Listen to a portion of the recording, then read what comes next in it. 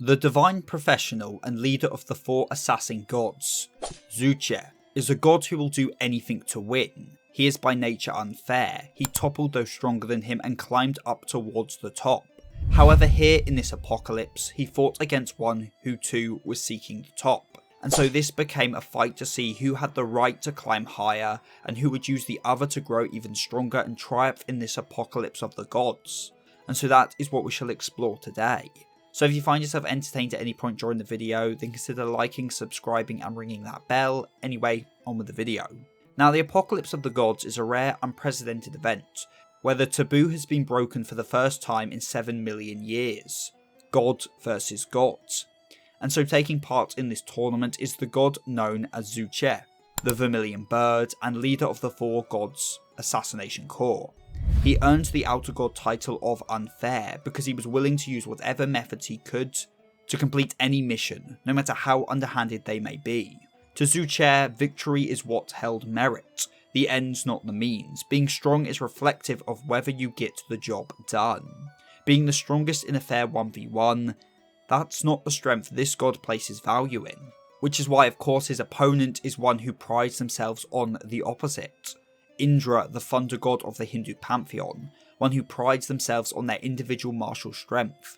An assassin versus a martial artist, one who uses fighting to achieve their goal, the other who takes pride in the fight itself. However, in keeping with his title of the Unfair, Zhuque never intends to fight Indra himself. And so as Indra approaches the arena, he is jumped by the other 3 members of this assassin corps. The goal obviously being to prevent him from making it to the arena in time, allowing Zhuque to win by default. Anyone can agree it's underhanded and unfair. But it will earn Zhuque the win with the least effort, so it's naturally the best choice. Indra though doesn't roll over and die, nor does he try to flee or talk his way out of it. As said, Indra is a martial artist who takes pride in his martial strength, fighting one-on-one or one-on-many. Either is fair game. If you desire to be truly strong in combat, then it doesn't matter how unfair the situation is. The strong overcome any disadvantage and win anyway.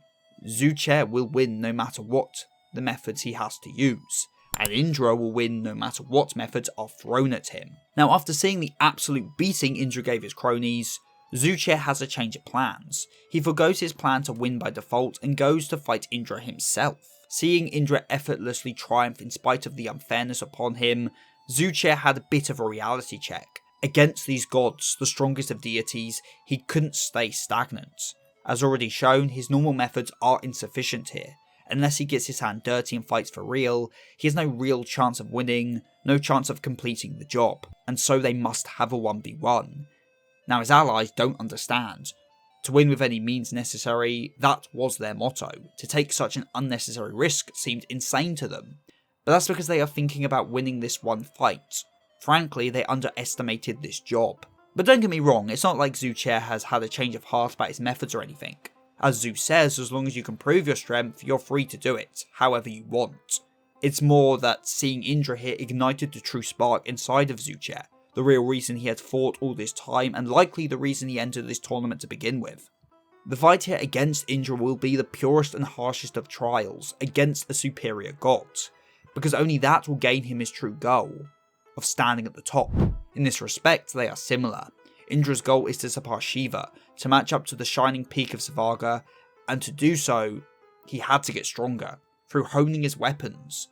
And the only way to do that was through combat. Is why he didn't seek out a fair fight, why he didn't reject Zhuque's methods, because this would be the ultimate training for him. Both need to fight and win here to grow stronger. For Indra so they can get strong enough to fight Shiva, and for Zhuque to get strong enough to win this tournament and finish the job. As they fight, Zhuque pulls out his trump card, his weapon, the Crimson Ripple Chirping Phantom Sword, a swarm of daggers that can reshape in any way the user desires, a versatile weapon fitting of an assassin who will use any methods. The weapon is said to be the secret of the Chinese pantheon, quite surprising that it's in the possession of one who started as a lowly god. But maybe this here is evidence of his rise, rising to the top of his pantheon and claiming their treasured weapon for himself. And with this weapon he shreds Indra's arm.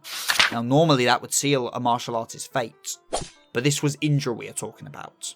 and he will keep going even with such an injury. Now, as we learn in Zhuque's backstory, even in Valhalla, the land of the gods, not all gods were equal. Sure, there were those who resided in luxury, but equally there were lower gods left to scrounge in the slums. Between them, a gap that seemed impossible to overcome. And well, this gap is exactly what Zhuque's goal is, to overcome it, to stand where those strong gods stand. When he arrived in Muro Town, he was swiftly taught the rules of the land. The strong gods are in charge, the weak gods just obey. If you want to oppose this rule, then become strong. Become one of the strong gods and crush the weak gods as if they're steps on your way to the top. And Zhuque agreed to this way of life. Even when knocked down, he got back up and learnt from his loss. Without rest, he tried again. As without trial, how could one improve and become strong? And it is this unbridled confidence that let him climb higher and higher, that attracted others to him. But could this confidence be his undoing? As when Indra is about to unleash his strongest finishing move, Zhuque foresees the attack, and understands that by fighting this god, he has pushed him to evolve even stronger. He knew this next attack was an unavoidable finishing move, and to challenge it he had to abandon his careful ways, had to bet it all on an unavoidable finisher of his own. And so uses an attack that forgoes all defense, an attack he'd only ever use with his allies. But in order to win, no, in order to climb higher, he had to meet his opponent's resolve. Right now, nothing was impossible for him. He will evolve further beyond whatever Indra can throw out. No longer a lowly god, he will trample over all others to become strong. But the one to land their hit, it was not Zhuque, but Indra. However, this was not the end to Zhuque. Indra's movements, he already had the gist of them. Next time, he'll beat him. And then they can go even higher.